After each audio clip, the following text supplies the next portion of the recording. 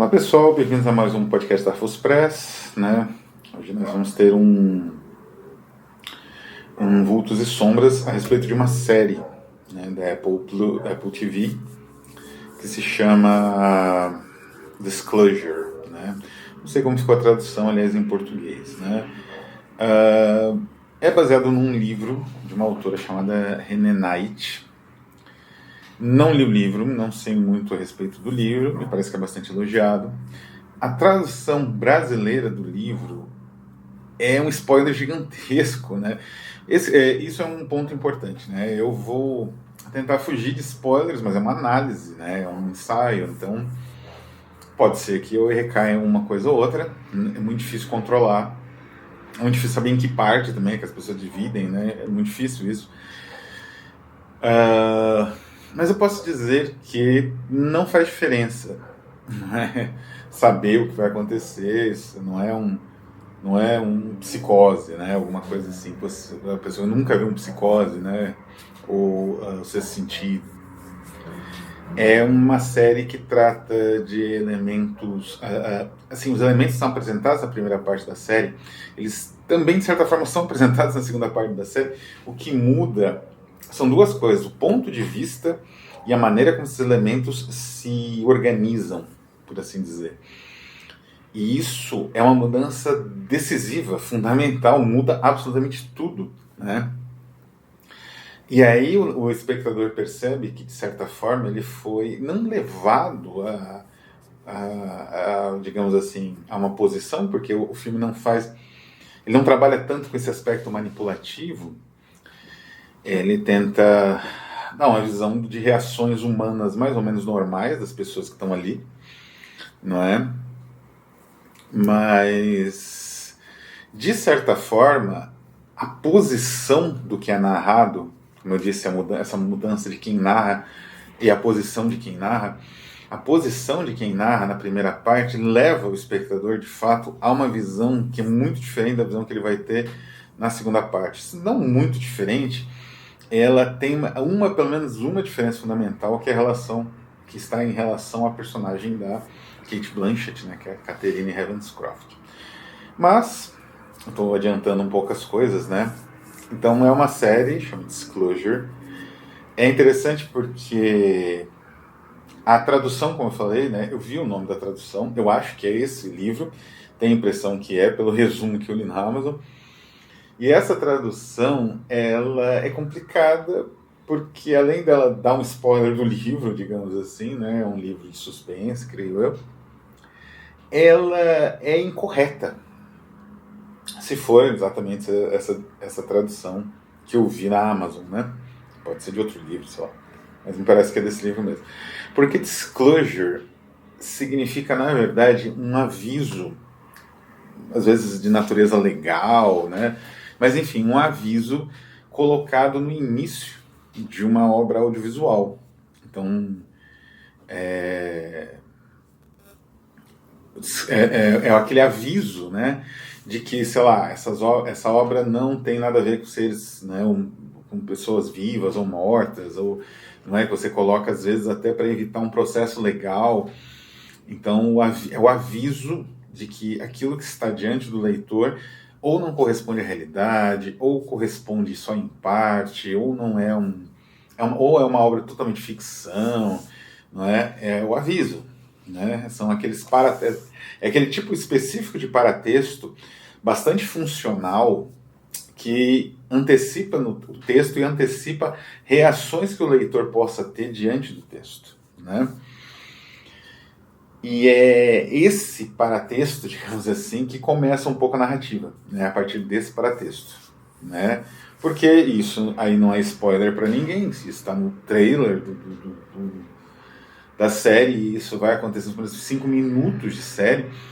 É o fato que essa Catherine, que é interpretada na vida madura pela Cate Blanchett, e interpretada uns 20, 30 anos antes, né, bastante tempo antes, assim, por uma jovem atriz australiana que você pode descobrir que é filha do Vincent D'Onofrio, né, a Layla George.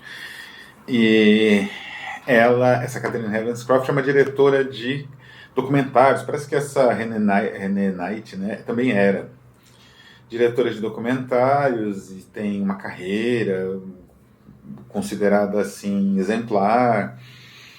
E ela é casada com um cara riquíssimo, né, que tem relações assim com projetos políticos, né, projetos sociais. E ela normal, tem filho, né? E um belo dia ela recebe em casa um livro e ela lê esse livro, né? Meio que atraída pelo que está ali mais ou menos implícito desde a capa do livro, né? Que é uma foto sugestiva de várias coisas, não vou dizer exatamente porquê, porque já entra no spoiler, né? Mas é uma foto. E ela provavelmente, intrigada por essa foto, começou a ler.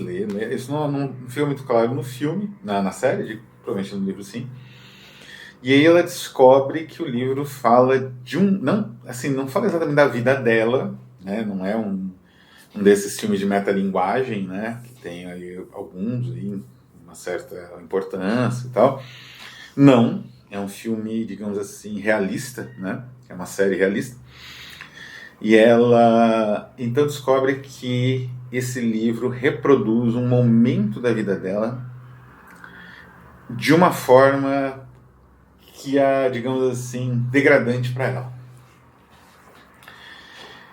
E a partir daí, as coisas vão entrando numa espiral tenebrosa, né? Em grande parte por conta de um personagem chamado, no filme, na série, se chama Stephen Brickstock. Ele é interpretado pelo Kevin Kline, é um senhor idoso, muito, muito debilitado, né? Assim, né? Tem a nítida impressão que é um cara da classe mais operária. Ele não é operário, ele é professor, inclusive formado acho que até em Oxford na história, mas é pobre, né? Isso é bem nítido, comparado principalmente com a Catherine, né? E isso é estratégico para a trama avançar, também essa escolha. E esse personagem, ele vai mexendo umas coisas mais ou menos para tornar essa, digamos assim, essa parte escandalosa do livro que a Catherine recebeu mais conhecida, digamos assim, né? Ele vai fazer essa divulgação, né, desse livro e dessa parte em especial. E aí, aos poucos, a gente vai descobrindo do que realmente se trata essa história. É interessante porque, assim, do ponto de vista formal, né, a série é bastante atrativa, né? Tem um visual único, uma fotografia sensacional. Acho que sempre é o mesmo fotógrafo, né, que costuma trabalhar com o Cuarón. Então ele tem um registro lindíssimo de fotografia, tanto preto e branco como em Roma, quanto colorido, né? Então a fotografia é incrível, parece cinema, né? Parece película. Parte do filme se passa, a parte da memória, né? Se passa na Itália, então é um cenário que seria solar, mas é engraçado porque ele é meio pastel, é meio saturado, né? Um pouco efeito até da própria memória. E as atuações são sensacionais, né? Tem, como eu disse, Cate Blanchett, Kevin Kline, os atores jovens são muito bons também. É uma atuação tensa, né? Todos eles. Tem o Sacha Baron Cohen, faz o marido, no papel dramático, né? Faz o marido da Catherine, o Robert Ravenscroft, que é esse milionário que eu falei, né? E é um papel bem tenso que ele faz, não tem nada de comédia, né? Enfim, é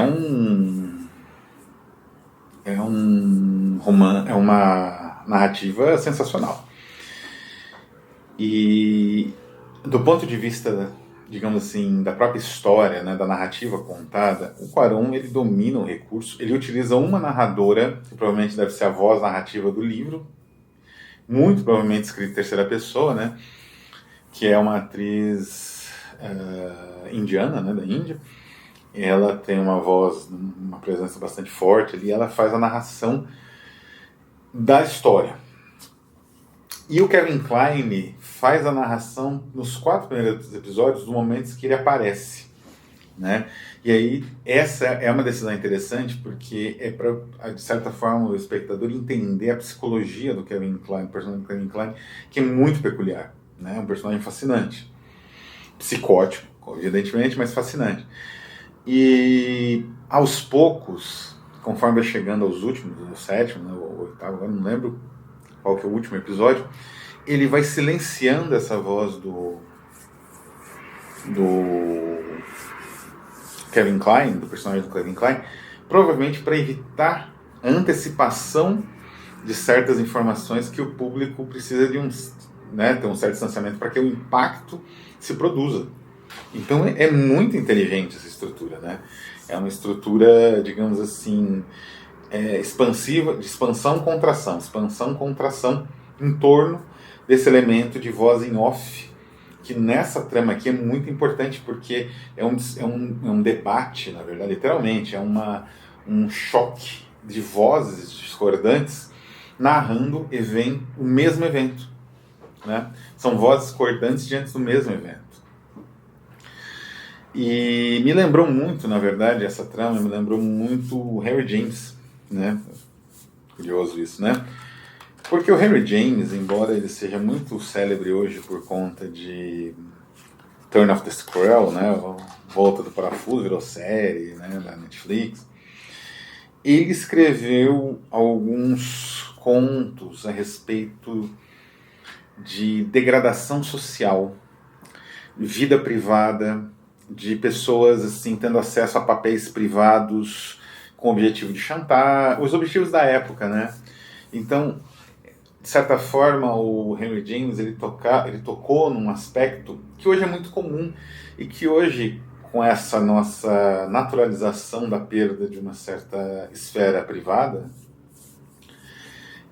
se transformou naquilo que se conhece por cancelamento, né?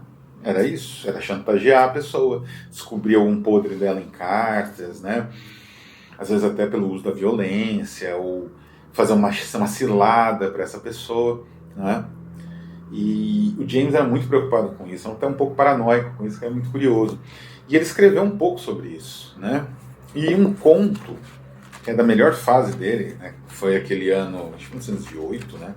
Que ele escreveu A Fera na Selva, que é justamente, como é que é o nome do conto? A Humilhação dos Northmore, que eu traduzi para o português, né? Que está neste livro, A Volta do Parafuso, né? Que tem A Volta do Parafuso, mas tem 2 contos, um sobrenatural, eu digo convencional, mas com um toque um pouco diferente, bem original, que é o Owen Wingrave, e o outro, A Humilhação dos Northmore, que não é sobrenatural, mas ele é muito instigante, né? Porque ele trata de uma vingança, mais ou menos como essa narrativa aqui. Não sei se a autora chegou a ler, não é nem o caso, porque é até um elogio, né? Dizer que você teve influência de um autor do gabarito do Henry James, né? Mas ela trabalha também com uma vingança, e trabalha com aquilo que é o título deste vídeo em particular, que é a impossibilidade da vingança. Porque chega um determinado momento, tanto na série, provavelmente no livro da autora Helen Knight, quanto no Humilhação dos Northmore, que a humilhação, né, a vingança, ela se torna quase impalpável. Ela perde o sentido e ela perde aquilo que, digamos assim, tornava ela factível, né, que é o fato de você ter a necessidade de revelar ao mundo algo, ou de humilhar alguém, né? E destronar essa pessoa de um pedestal. Isso também tem tanto no Disclosure quanto na Humilhação dos Northmore. Um resumo rápido do conto do Henry James. Um assessor político que sempre fez tudo para um político... Aliás, um político importante morre em Londres, e o assessor político, né, o assessor desse político, que sempre tornou tudo possível para esse político, né, conseguir as vitórias e tal, ele morre pouco tempo depois porque ele pega uma pneumonia justamente indo no cortejo fúnebre do político, que era um amigo de infância. E a esposa do assessor, ela sabe que esse político era um parasita, né? Ele só tinha algum tipo de destaque por conta da existência do marido dela, que fazia tudo por ele, né? Fazia as negociações mais importantes, etc. Então, o que ela faz? Ela tenta humilhar, né? E assim, ela sabia disso, mas está tudo tranquilo, o que ela pode fazer? Quando ela recebe a carta da esposa do político querendo as cartas do marido, né, as cartas trocadas, né, tanto do marido, né, do Northmore quanto do marido da outra, do assessor, para fazer um livro. E ela dava uma tremenda importância para esse material. E aí a viúva do assessor percebe que o político realmente era alguém muito vazio, que não fez nada, e essas cartas do marido é que dariam um tempero. E ela não dá essas cartas. Enfim, é uma trama de vingança, que, como eu falei, ela vai se esvaziando a vingança, não é? No Disclosure existe uma estrutura muito parecida, que é muito genial, é muito brilhante, é um tipo de visão, porque a narrativa de vingança existem uns paus, uns montes, todo ano saem umas 3, 4, mas poucas são, em geral a coisa toda é ação desenfreada, ou terror, sei lá, alguma coisa assim. Poucas são um estudo mais psicológico do que a pessoa busca com a vingança em si, né? Que tipo de justiça ela realmente quer agindo dessa forma. Então aqui isso também acontece, e sem, como eu disse, com uma manipulação mínima, o Cuarón consegue fazer com que o espectador sinta uma certa repulsa pela Catherine, pela maneira como digamos, essas peças são colocadas, né? Quer dizer, ela está se opondo a alguém pobre, alguém que, enfim, tem muito menos meios que ela está longe de ser uma pessoa santa, aliás, né, isso também é importante. Então, quando ela começa, quando o personagem do Kevin Kline, né, acho que é Stefan o nome dele, começa a pressionar a Catherine, ela pensa em fazer uma falsa denúncia, um falso material jornalístico ali, incriminando ele como pedófilo. Ela não chega a articular isso, pra gente não ter muita, acho que ojeriza dela, mas ela anota assim, será que ele é pedófilo? Umas coisas assim. Então isso faz com que pense que ele é alguém indefeso até. Mas isso não é verdade, porque como no caso da humilhação dos Northmore, o indivíduo mais fraco, por assim dizer, socialmente, ele tem meios, não é, de conseguir humilhar, de conseguir derrubar o seu adversário, se ele for suficientemente astuto, como nesse caso das cartas, né? E aqui isso se dá através justamente do livro. E aí aqui vai começar uma parte com mais spoilers, então os próximos 2, 3 minutos podem pular, quem não quer ver spoiler, vem só no finalzinho do vídeo, que é só despedida mesmo. Quando é dito no filme, né, e fica evidente que o livro nunca foi escrito pelo Stephen, né, foi escrito pela mulher dele, Nancy, que esse livro ele não é baseado em nada real, embora o Stephen, o velho lá, né, ele insista nisso de certa forma, mas não é mentira, não é? O livro é baseado na recriação da cabeça da mulher dele, e aí a partir dessas descobertas que a gente está diante de um narrador que não é confiável, embora ele tenha se colocado como confiável, porque ele era uma voz narrativa, né, junto com a narradora em terceira pessoa, aí fica mais evidente que o caminho que a coisa vai tomar. E é realmente o que acontece, quer dizer, aquilo que no início era mostrado como uma sedução, no final, né, a coisa se inverte e foi um estupro. Então a vingança, ela perde sentido, porque de certa forma a atitude do velho, né, do Stephen, acho que era o nome dele, o velho que estava ali fazendo essa perseguição, essa campanha praticamente contra a jornalista, documentarista, era, na verdade, uma campanha para oprimir uma pessoa que sofreu uma violência inominável, não é? Fazendo ela repisar essa violência diversas vezes, né? Com o marido, com o filho, com um monte de gente, um monte de trabalho, né? Bom, então ela passa então por todo esse sofrimento provocado pelo seu arqui-inimigo para nada. Ou melhor, para a defesa de um indivíduo que cometeu um crime abjeto, um estuprador.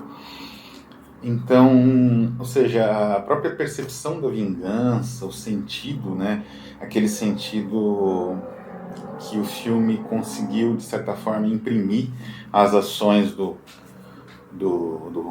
pai, né, do rapaz morto, esse sentido se esvai quando ele percebe que, na verdade, isso é uma construção da esposa dele, que estava doente, tinha uma certa...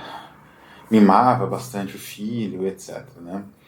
Então, é uma construção absolutamente jamesiana, embora não tenha nenhum desses elementos corriqueiros, né, identificados hoje em dia ao James, que não são, na verdade, elementos da narrativa do James, não é? E é uma narrativa, no fim das contas, que trata do tema do cancelamento, principalmente, né? Quer dizer, é assim que funciona o cancelamento, né? Ele não tem um tribunal, não tem pessoas juristas, né? Ele é feito na internet. E ele trata exatamente dessa exposição de uma intimidade que precisa ser íntima, digamos assim, ela precisa persistir, né? Permanecer sendo íntima, sendo parte da intimidade. Porque quando você expõe